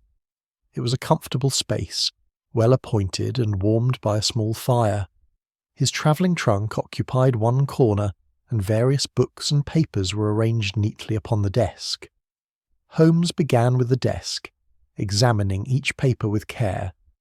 The professor's notes were extensive and detailed, filled with sketches of manuscript illuminations and scholarly observations. Nothing appeared suspicious. The wardrobe yielded only clothing and personal effects. The bed and its surroundings revealed nothing of interest. Holmes was in the process of examining the windowsill when I decided to investigate the travelling trunk. It was locked, but the mechanism was simple, and I had learned a thing or two about such devices during my association with Holmes. Within moments, I had it open. The trunk contained clothing, toiletries, and more books. I was about to close it when something caught my eye. The interior depth of the trunk did not match its exterior dimensions. There appeared to be a false bottom. "Holmes," I called quietly. He was at my side in an instant. Together we removed the trunk's contents and examined the base. Holmes's nimble fingers found a catch concealed beneath the lining, and a section of the bottom lifted free. Beneath it, wrapped in oiled cloth and nestled in protective padding, lay the Codex Ravenscroft. For a moment, we simply stared at it, scarcely believing what we'd found. The manuscript appeared undamaged, its illuminated pages as beautiful as they had been in the glass cabinet. Holmes lifted it, carefully, examining it in the light from the window. "Extraordinary," he murmured, "hidden in the most obvious place imaginable." "We must inform Sir Lionel at once," I said. "Indeed we must. Though I confess, Watson, this discovery raises as many questions as it answers." We found Sir Lionel in his study and presented him with the recovered manuscript. His joy was profound and immediate, tears streaming down his aged face as he cradled the treasure in his hands. "Thank God," he whispered. "Thank God, and thank you, Mr. Holmes. I had almost given up hope." "The question now," Holmes said gently, "is how to proceed. Professor Hale must be confronted with this evidence, and his explanation obtained." Sir Lionel's expression hardened. "Send for him at once. I would hear what that scoundrel has to say for himself." Professor Hale was located in the library wing, still engaged in the search that Holmes had organised. When he was brought to the study and saw the manuscript restored, to Sir Lionel's possession, all colour drained from his face. "I can explain," he began, but Sir Lionel cut him off with a gesture. "You will explain to Mr. Holmes and to the authorities. I want nothing from you but your departure from my house, and that must wait until the roads are clear." Holmes indicated a chair. "Please sit, Professor. I believe you have a great deal to tell us." Hale sank into the chair. His earlier confidence completely evaporated. He appeared to age 10 years in as many seconds. "I have been a fool," he said quietly. "A vain, ambitious fool." "You stole the manuscript," Holmes prompted. "I did. Not for money, Mr. Holmes. You must believe me on that point. My interest was purely scholarly. The Codex contains certain textual variations that are crucial to my research, variations that cannot be adequately studied through brief examinations. I needed time with it, days or weeks, not the few hours Sir Lionel could spare. So you conceived a plan to steal it?" Hale nodded miserably. "I obtained a key to the cabinet through means I am ashamed to describe. I had planned simply to borrow the manuscript for a few days, make my studies, and return it before its absence was noticed. But then Sir Lionel mentioned he had invited you, Mr. Holmes, and I panicked. I knew you would discover the truth, so I decided to hide the manuscript in my room and claim ignorance. I thought if it were found there, I could express shock and suggest it had been planted to implicate me." "A thin deception," Holmes observed. "I know. I was desperate. I convinced myself it might work." He looked up at Holmes with something approaching pleading in his eyes. "I never intended to keep it permanently. I am not a thief by nature, merely a scholar who let ambition overcome judgment." Holmes exchanged a glance with me, and I saw in his expression something I could not quite interpret. Was it satisfaction at having solved the case? Or was it something else? Some reservation I could not identify? "Your confession is noted," Holmes said at length. "Sir Lionel, I recommend Professor Hale be confined to his room until such time as the authorities can be summoned. Given the value of what was stolen, this is a matter for the police." "Agreed," Sir Lionel said firmly. "Captain Harrow, would you be good enough to escort the Professor to his chamber and ensure he remains there?" Harrow, who had been summoned to witness the confrontation, nodded grimly. "With pleasure." As Hale was led away, his shoulders slumped in defeat. Sir Lionel turned to Holmes with profound gratitude. "You have performed a miracle, Mr. Holmes. The manuscript is recovered, the thief identified and caught. I can never adequately express my thanks." "Your thanks are premature," Holmes replied quietly. "The manuscript is recovered, true, but I'm not entirely convinced we have caught the thief." Sir Lionel stared at him in bewilderment. "But the Professor confessed. The manuscript was in his trunk." "So it was, yet certain elements of this affair continue to trouble me." Holmes moved to the window, his hands clasped behind his back. "I should like to retain Professor Hale here at Ravenscroft for another day or two, before notifying the authorities. With your permission, of course." "But why? The matter is resolved." "Is it?" Holmes turned to face us, and I saw in his eyes that peculiar gleam that indicated his mind was working at full capacity. "Professor Hale's confession explains the disappearance of the manuscript, but it does not explain the midnight sounds, the staged ladder, the planted tools in Captain Harrow's wardrobe, or the adjusted clock in the hallway. It does not explain why candles were replaced, or why there is fresh soot near a sealed chimney."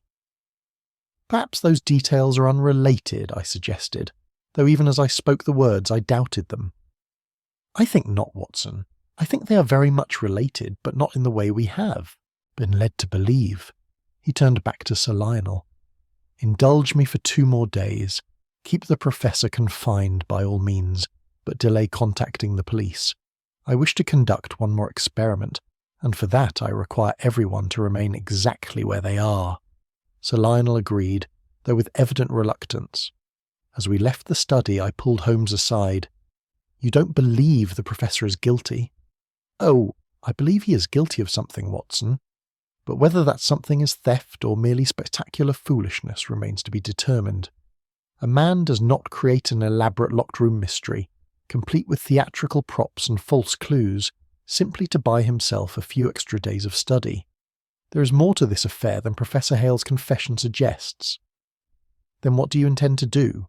Holmes smiled, but there was no humour in it. "I intend to set a trap, my dear fellow, and before tomorrow night is through, I shall know whether we have caught a thief or merely a scapegoat." The confidence in his voice was reassuring, yet I could not help but feel we stood upon uncertain ground. The manuscript was recovered, the culprit had confessed, and yet Holmes insisted the case remained unsolved. It was, I reflected with some unease, a most peculiar state of affairs. Chapter 8. Confidence in the wrong solution. The household that evening was pervaded by a curious atmosphere of relief mingled with lingering unease. The manuscript had been recovered, the thief identified and confined to his quarters under Captain Harrow's watchful eye. Yet Holmes's insistence that the matter remained unresolved had cast a shadow over what should have been a celebration. I found him after dinner in the library, the very scene of the supposed crime, conducting yet another minute examination of the room. He had brought several candles and was subjecting the sealed fireplace to particularly intense scrutiny. "You truly believe Professor Hale is innocent?" I asked, settling into the chair at the desk. "I believe Professor Hale is guilty of taking the manuscript," Holmes replied without looking up from his work. "What I do not believe is that he orchestrated this entire elaborate charade. The man we interviewed yesterday, the man who confessed this afternoon, lacks the imagination and nerve required for such a performance." He produced his penknife and began carefully scraping at the mortar around the iron plate that sealed the fireplace. Small fragments of grey powder fell to the floor, which he collected on a piece of paper and examined closely. "Fresh mortar," he murmured. "Applied within the past month, I should estimate. Yet Sir Lionel assured us this fireplace was sealed 30 years ago. Could not repairs have been made without his knowledge? To what purpose? The chimney was described as dangerously cracked and filled with rubble. What would be the point of fresh mortar?" He stood and brushed the dust from his hands. "No, Watson. Someone has been working at this fireplace recently, and they have taken care to conceal that work." He moved to the desk and began examining it afresh, running his fingers along the underside of the writing surface and inspecting the joints where the legs met the frame. His attention was arrested by something, and he bent closer with his glass. "Watson, bring one of those candles here." I complied, holding the light where he directed. In its glow, I could see faint marks on the floorboards beneath the desk, parallel lines worn into the wood. "These boards have been walked upon repeatedly," Holmes observed. "See how the wear pattern extends from the desk toward the fireplace. Someone has paced this route many times, far more often than would be explained by Sir Lionel's occasional use of the room. Perhaps the servants, during cleaning? The dust accumulation suggests the room is cleaned infrequently at best. No, these marks are recent and deliberate. Someone has spent considerable time in this library over the past few weeks, and I do not believe it was Sir Lionel." He stood abruptly and turned to face me. "Tomorrow morning, I intend to request a reenactment of the night of the theft. I shall ask each member of the household to retrace their movements from that evening, performing the same actions they claim to have performed at the same times. I have found that such exercises often reveal discrepancies that questioning alone cannot uncover. You believe someone will betray themselves? I believe the truth has a way of asserting itself when subjected to practical testing."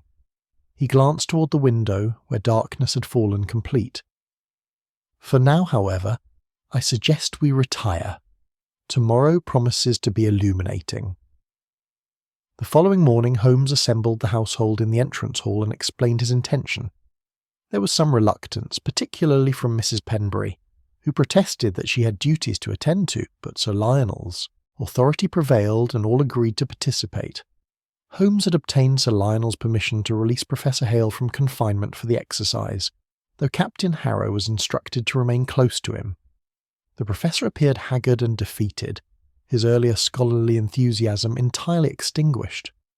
"We shall begin at 11 o'clock, Holmes announced, consulting his pocket watch, "which corresponds to 1 hour before the supposed time of the theft. Each of you will position yourself where you claim to have been at that hour, and then proceed through your evening activities exactly as you describe them to me. I shall observe, and Dr. Watson will record the sequence of movements." I had brought my notebook for this purpose, and stood ready to chronicle the proceedings.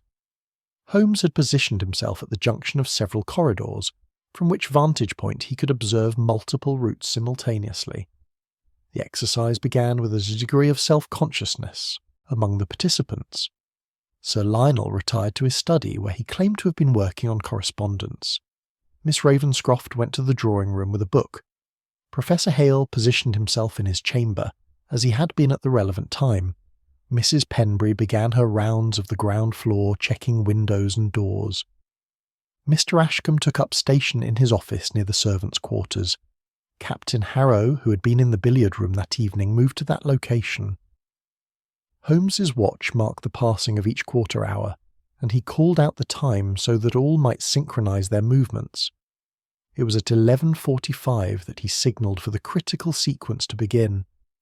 "Mrs. Penbury," he called, "you stated you were in the servants' corridor at this time.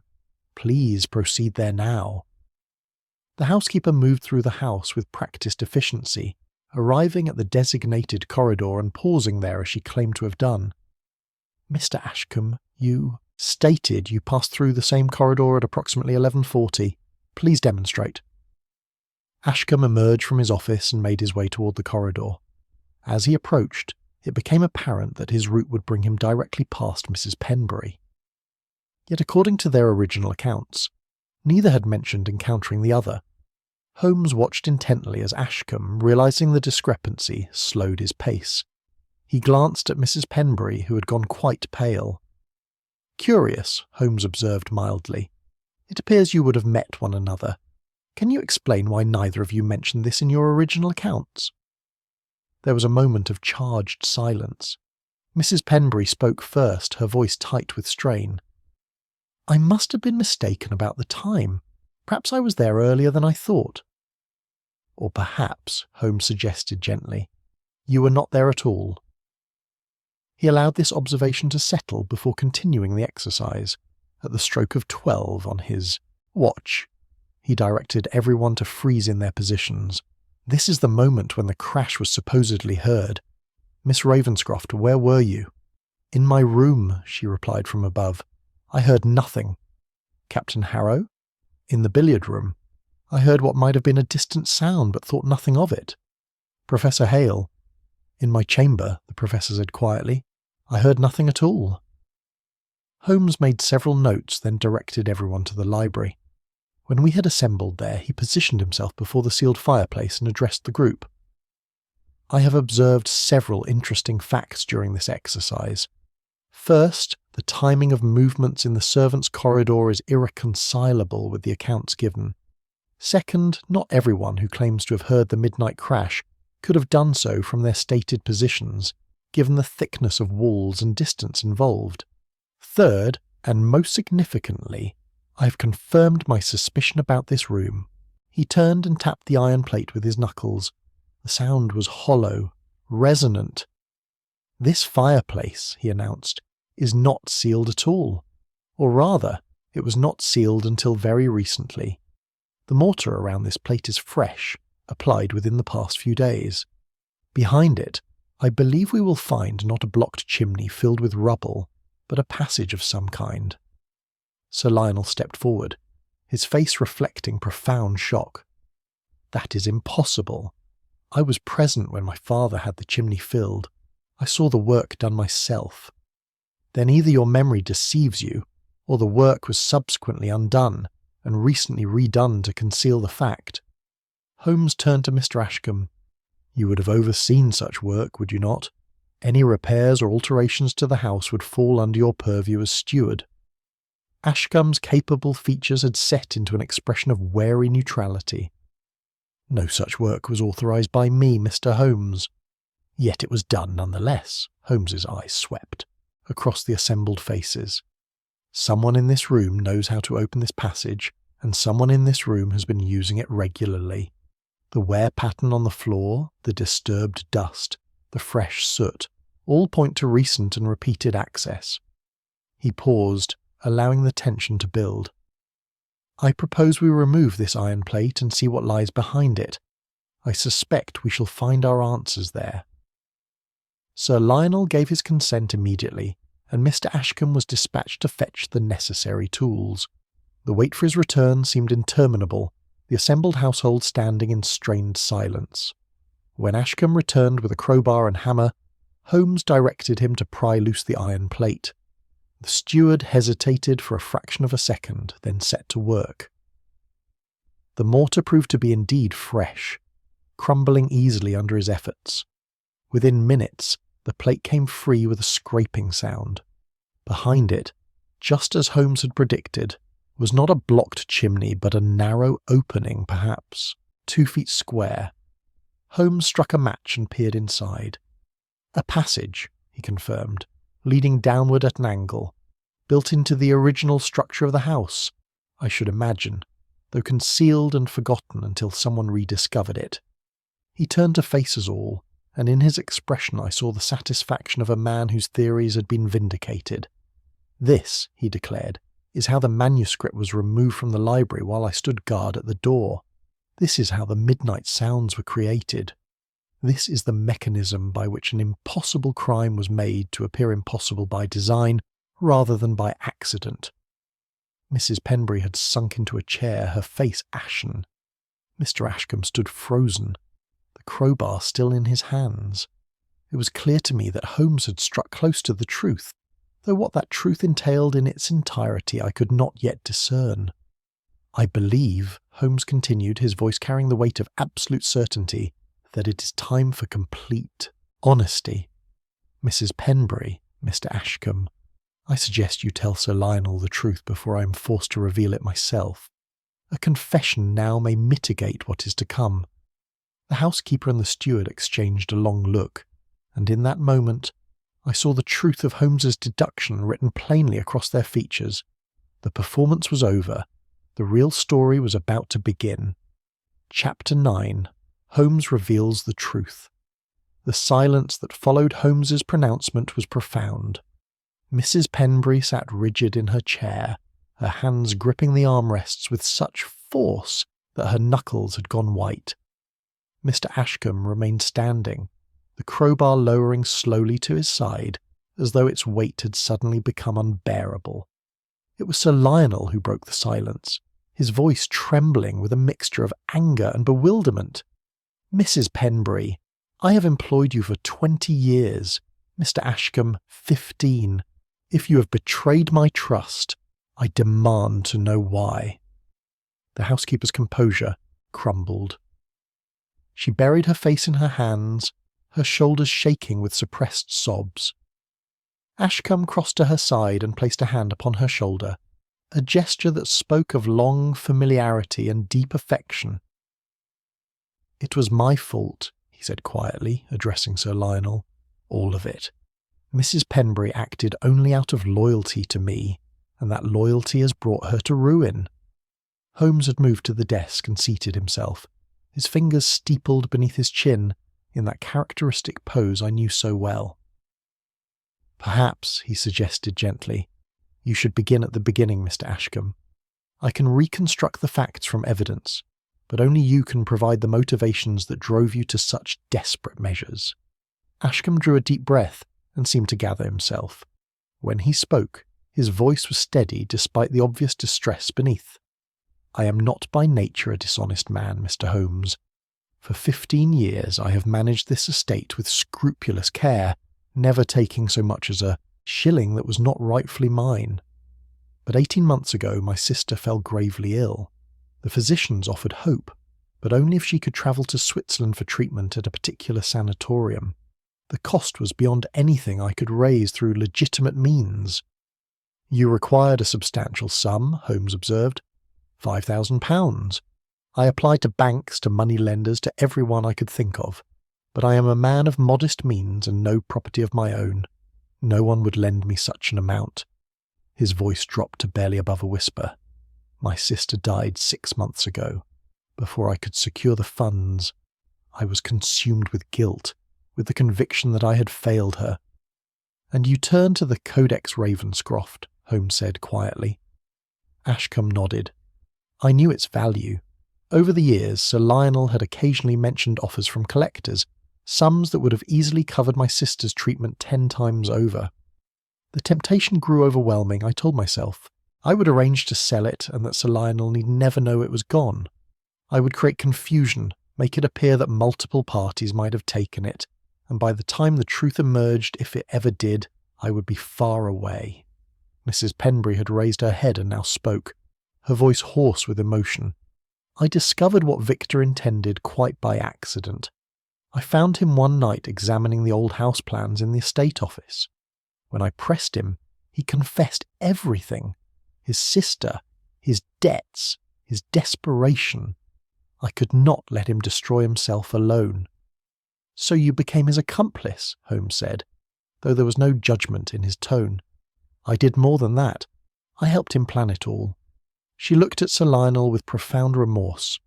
"I have served you faithfully for 20 years, and this is how I repay that kindness.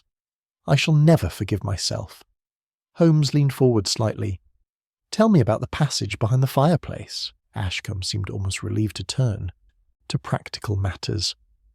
"I found reference to it in the old estate records. When this portion of the house was built in the 15th century, it included several concealed passages meant as escape routes during times of danger. Most were sealed long ago, but this one, connecting the library to the old servants' quarters below, remained intact. The fireplace was added later, and when Sir Lionel's father had it sealed, he was unaware of the passage behind it." "You reopened it," Holmes stated. "I did. I carefully removed the iron plate and chipped away the old mortar and masonry. The passage beyond was clear and usable. I tested it several times over the course of weeks, familiarizing myself with its length and characteristics." "And the midnight sounds?" I interjected, unable to contain my curiosity. "My doing," Ashcombe admitted. "I created them deliberately to establish a pattern of supernatural disturbance. I would enter through the passage late at night, make just enough noise to be heard, then depart before anyone could investigate. I wanted Sir Lionel to become accustomed to the idea that the library was being visited by something inexplicable." Holmes nodded slowly. "A clever piece of psychological preparation. When the manuscript finally disappeared, it would seem the culmination of an ongoing mystery rather than an isolated theft, and Professor Hale's arrival provided you with an unexpected opportunity." "It did," Ashcombe said with evident shame. I learned through Miss Ravenscroft that the Professor had corresponded with her before his arrival, that he had a particular interest in the Codex. When Mr. Holmes was invited to investigate the disturbances, I realised my original plan would no longer work. You would uncover the truth too quickly. So you adapted, Holmes said. You decided to frame Professor Hale. Not frame exactly, Mrs. Penbury interjected. We learned that the Professor had obtained a duplicate key to the manuscript cabinet, through means we need not detail. He had examined the Codex several times without Sir Lionel's knowledge, purely for his scholarly work. When we discovered this, we realised he had already made himself vulnerable to suspicion. Holmes's eyes gleamed with understanding. So you removed the manuscript before Watson and I ever arrived at Ravenscroft Manor. The cabinet we examined on our first night here contained not the genuine Codex, but a forgery, hastily created or perhaps a blank manuscript, wrapped to approximate the correct size and appearance. A blank manuscript, Ashcombe confirmed. In poor light through glass, it would pass casual inspection. We gambled that you would not ask to examine it closely before beginning your vigil. A gamble that succeeded, Holmes acknowledged. Continue. While you stood guard at the door that night, Mrs. Penbury and I worked together. I entered the library through the passage, removed the false manuscript from the cabinet using the duplicate key we had obtained, staged the fallen ladder and candlestick to create evidence of disturbance, then returned through the passage. The real Codex was already hidden in Professor Hale's trunk, placed there earlier that evening while he was at dinner. The timing of your movements in the servants' corridor, Holmes said, was coordinated to create the impression of constant surveillance, when in fact you were providing each other with alibis while leaving the critical moments unobserved. Precisely, Mrs. Penbury admitted. We knew you would interview us, that you would attempt to verify our movements. We created accounts that seemed to corroborate each other, while concealing the gaps we had exploited. Holmes rose and began to pace slowly before the fireplace. The adjusted clock, the planted tools in Captain Harrow's wardrobe, the loosened window latch, all were designed to create confusion and misdirection. You wanted me to believe multiple people might be involved, that the theft was more complex than it actually was. We wanted to buy time, Ashcombe said. Time for the roads to clear, time for us to depart before the full truth emerged. We thought if Professor Hale were caught with the manuscript, his confession would satisfy everyone and the investigation would cease. And it very nearly did, Holmes observed. Professor Hale's scholarly obsession made him the perfect scapegoat.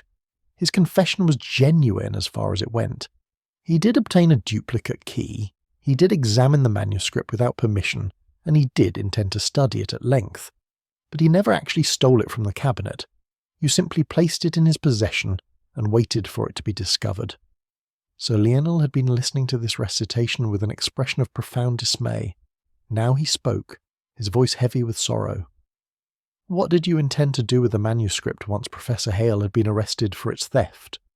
Ashcombe met his employer's eyes directly. I had made contact with a collector in Vienna through intermediaries.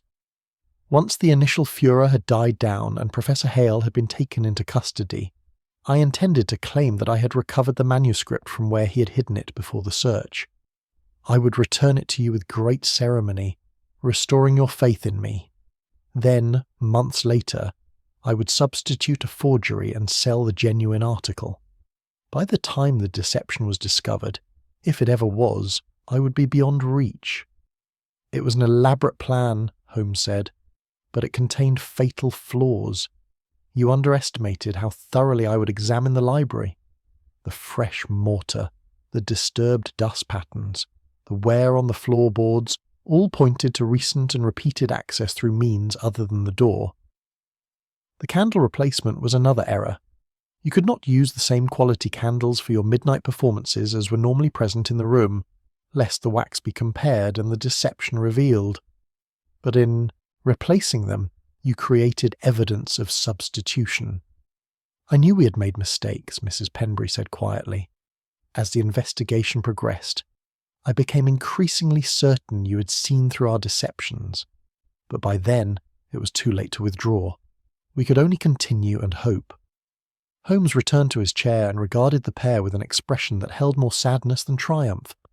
Your loyalty to each other is evident and in its way admirable, but you have committed serious crimes. The attempted theft of an object worth thousands of pounds, the conspiracy to implicate an innocent man in that theft, the betrayal of trust that had been freely given. He turned to Sir Lionel. The decision of how to proceed must be yours.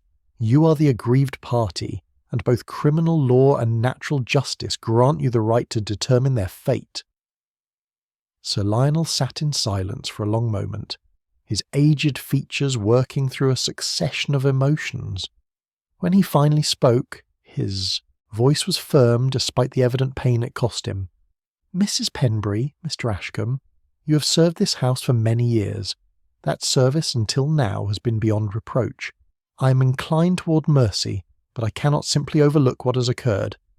He paused, gathering his thoughts. I will not summon the police. The scandal would serve no one and would destroy Professor Hale, who is guilty of nothing more than scholarly excess. But neither can you remain in my employ.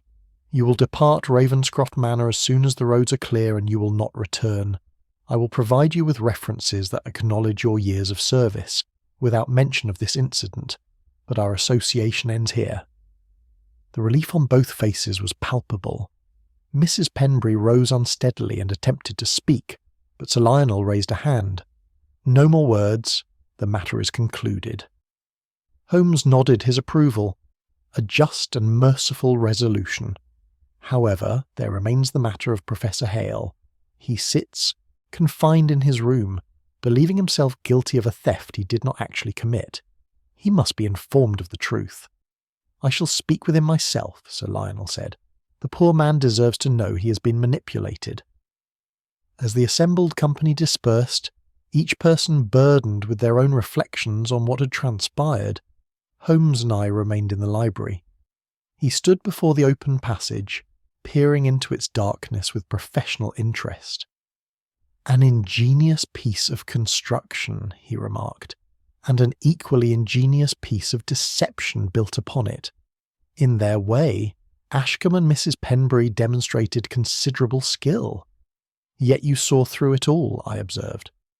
Eventually, Watson, eventually. But I confess they led me a merry dance before the truth revealed itself. He turned from the passage with a slight smile. It is a reminder that the most elaborate deceptions often conceal the simplest of motives. Greed, certainly, but also love and loyalty and desperation. Very human failings, all of them. What will become of them, do you think? That depends entirely upon whether they have learned from this experience. Ashcombe's sister is beyond saving, but perhaps this ordeal will teach him that some prices are too high to pay, even for those we love.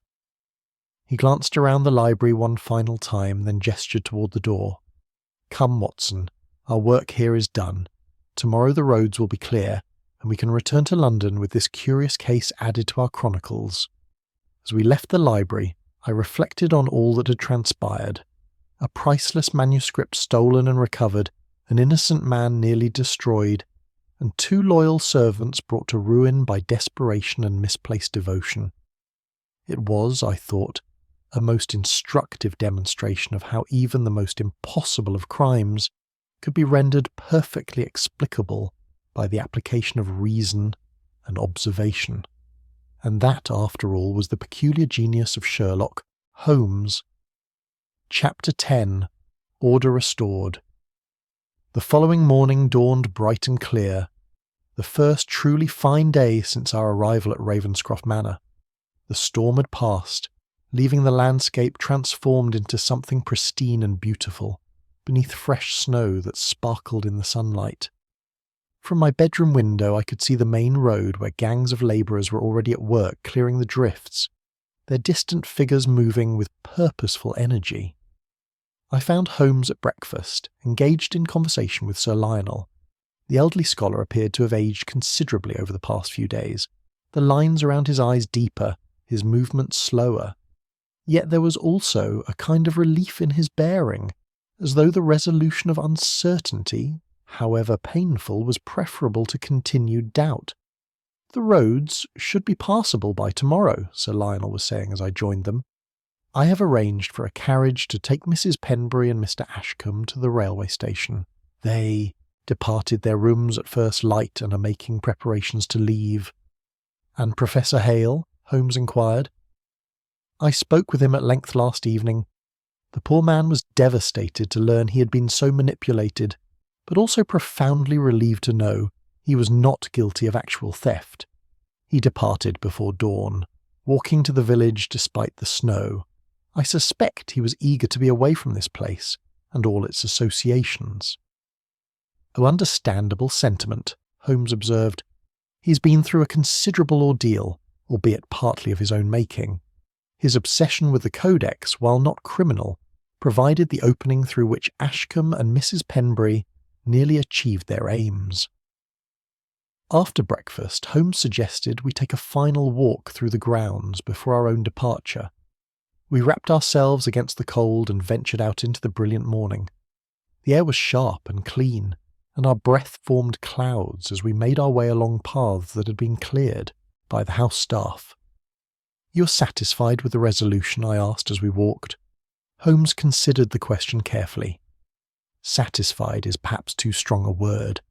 The case is solved, the manuscript recovered, and justice has been served after a fashion. Yet I cannot help but feel a certain melancholy. Ashcombe and Mrs. Penbury were not criminals by nature. Circumstance and desperation drove them to acts they would never have contemplated under ordinary conditions. You think Sir Lionel was right not to prosecute? I think he was merciful, which is not quite the same thing as right. The law exists for good reason, and violations of it cannot be dismissed simply because the violators had understandable motives. Yet I also recognise that rigid application of law without consideration for human complexity can produce its own injustices. Sir Lionel has chosen a middle path, and I respect that choice." We had reached a point where the grounds overlooked the moorland, a vast expanse of white stretching to the horizon. Holmes stood gazing out at it, his hands clasped behind his back. "What strikes me most about this case, Watson, is how nearly it succeeded despite its inherent flaws. Had I not examined the library with particular attention to the fireplace, had I not noticed the fresh mortar and traced its implications, Ashcombe's plan might well have worked. Professor Hale would have been convicted, the manuscript eventually restored through apparent chance, and the true thieves would have remained unsuspected. But you did notice, I pointed out. You always do. This time, yes. But I am not infallible, Watson, however much you may wish to believe otherwise. I make errors, I overlook details, I allow my assumptions to mislead me. In this case, I very nearly convinced myself that the locked room was the central mystery, when in fact it was merely theatre designed to obscure a much simpler crime, yet you corrected your error. Eventually. The process was neither swift nor elegant. He turned to face me, a slight smile playing about his lips. "I tell you this not to diminish your faith in my methods, my dear fellow, but to remind us both that deduction, however scientific, remains a human endeavour subject to human limitations. The truth in this case was accessible to anyone willing to observe carefully and think clearly. I simply happened to be the one who did so." We returned to the house to find a certain bustle of activity in progress. Mrs. Penbury and Mr. Ashcombe were preparing to depart, their belongings packed and waiting in the entrance hall. The housekeeper had recovered something of her dignity, though her face remained drawn and pale. Ashcombe stood beside her, his expression one of quiet resignation. Sir Lionel emerged from his study to bid them farewell. It was a painful scene, made all the more so by the evident affection that still existed between employer and servants despite the betrayal that had occurred. "I wish you well," Sir Lionel said quietly. "Truly I do. You have been good and faithful servants for many years, and I choose to remember that service rather than its ending." Mrs. Penbury attempted to speak but could not find words. She curtsied deeply, a gesture of respect that belonged to an earlier era, then turned quickly and departed before her composure could fail entirely. Ashcombe shook Sir Lionel's hand, his own grip firm despite the tremor I detected in it. "Thank you, sir," he managed, "for your mercy. I shall not forget it." Then they were gone, the sound of their carriage wheels crunching on the snow gradually fading into silence. Sir Lionel stood at the window watching until they disappeared from view, then sighed heavily and turned back to us. "It is a sad business, Mr. Holmes. To lose both a trusted housekeeper and a capable steward in one stroke will create considerable difficulties. But I suppose I must count myself fortunate that the loss was no greater." "You have your manuscript," Holmes observed. "That, surely, is what matters most." "The manuscript, yes. But also something more valuable, I think. I have learned that treasures, however precious, can become prisons if we allow them to consume our attention to the exclusion of human considerations. I nearly lost far more than a medieval psalter these past days. I nearly lost my faith in the basic decency of those around me." Holmes inclined his head in acknowledgment. "A worthy lesson, and one cheaply purchased at the price of mere anxiety and inconvenience." That afternoon, as our own preparations for departure were being completed, I found Holmes once more in the library. He had requested permission to examine the hidden passage more thoroughly, and I discovered him emerging from it, his clothes dusty and a look of satisfaction on his face. "A remarkable piece of construction," he announced, brushing himself off. "The passage descends through the walls to a small chamber beneath the servants' quarters, then exits through what appears to be a disused wine cellar, entirely invisible unless one knows precisely where to look. Medieval builders possessed considerable ingenuity when it came to creating escape routes and hiding places. Will Sir Lionel seal it again? He intends to, though this time he will ensure the work is properly documented so that future generations need not rediscover it through investigation of mysterious noises."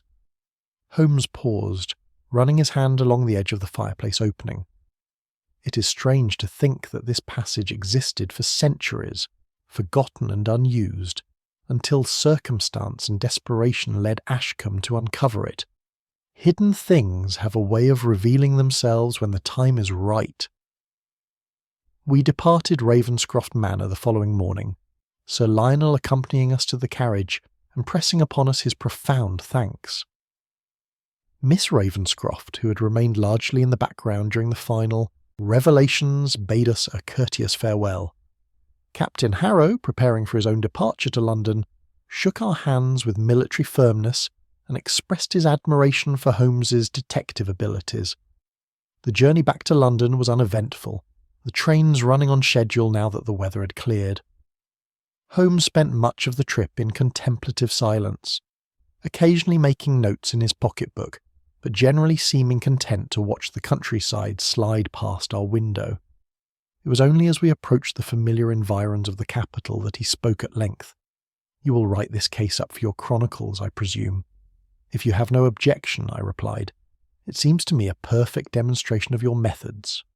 "Write it as you see fit, Watson, but perhaps emphasise not merely the solution but the manner in which the crime was constructed. Ashcombe and Mrs. Penbury created a masterpiece of misdirection, and even though it ultimately failed, the architecture of their deception deserves acknowledgement. They understood that the best way to conceal a simple theft was to make it appear impossibly complex. The locked room that was never truly locked. Precisely. The door was secured, certainly, but the room itself was as accessible as any chamber in the house to those who knew of the passage. Yet by staging the theft to emphasise the impossible, they nearly convinced everyone, myself included, to look in the wrong direction for the solution." He fell silent again, and I thought he'd finished. But as we pulled into the station, he added one more observation. "Remember this case, Watson, when next you encounter a mystery that appears to defy rational explanation. The most impossible crimes are often the most mundane once their mechanisms are understood. It is not the brilliance of the criminal that creates impossibility, but the limitations of the observer's perspective. Change the perspective, and the impossible becomes merely unlikely. Change it again, and the unlikely becomes obvious." We returned to Baker Street to find Mrs. Hudson delighted to see us safely home. The familiar rooms welcomed us with their comfortable clutter, the chemistry apparatus on the table, the violin case by the chair, the Persian slipper containing Holmes's tobacco, After the gothic atmosphere of Ravenscroft Manor, these prosaic surroundings seemed almost absurdly normal. Yet, as I settled into my chair by the fire that evening, my notes spread before me as I began to organise my thoughts for this narrative. I reflected that it was precisely in such normality that Holmes's genius showed most clearly. He had taken a mystery wrapped in suggestion of the supernatural, stripped away its theatrical trappings, and revealed the human drama beneath. No ghosts haunted the Midnight Library, no curses protected the ancient manuscript. There was only desperation and loyalty, cleverness and error, and ultimately the inevitable triumph of careful observation over elaborate deception. I wrote late into the night, capturing the details while they remained fresh in my memory. When I finally set down my pen, I glanced across at Holmes and found him watching me with amusement. "The secret of the Midnight Library," he suggested. "You read my thoughts." "I read your notes, Watson. The title is clearly visible from here, written in that large hand you employ when beginning a new case history." I smiled despite myself. It seems appropriate. The library was the heart of the mystery and midnight the hour of its supposed haunting. Then by all means let that be the title. He reached for his violin. "And now, if you will excuse me, I believe I shall play something to clear the mind of medieval manuscripts and hidden passages. Mozart, I think. Something rational and orderly to restore equilibrium after the baroque complexities of the past week." As the first notes filled our sitting room pure and clean, I completed my final sentence with satisfaction. In that silent library, it was not noise but assumption that deceived us. Holmes taught me again that truth hides not in what is dramatic, but in what quietly refuses to fit. I set my pen aside and listened to the music, content in the knowledge that another case had been brought to its proper conclusion, another mystery solved, another small triumph of reason over confusion.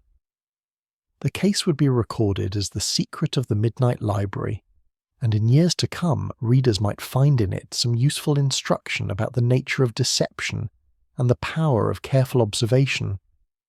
But for now, it was enough simply to be home, the fire warm, the music soothing, and my friend satisfied with work well done. Outside, London carried on in all its vast complexity, doubtless harbouring mysteries yet unsolved, crimes yet uncommitted, and puzzles waiting to test the remarkable faculties of Sherlock Holmes. But those were adventures for another day.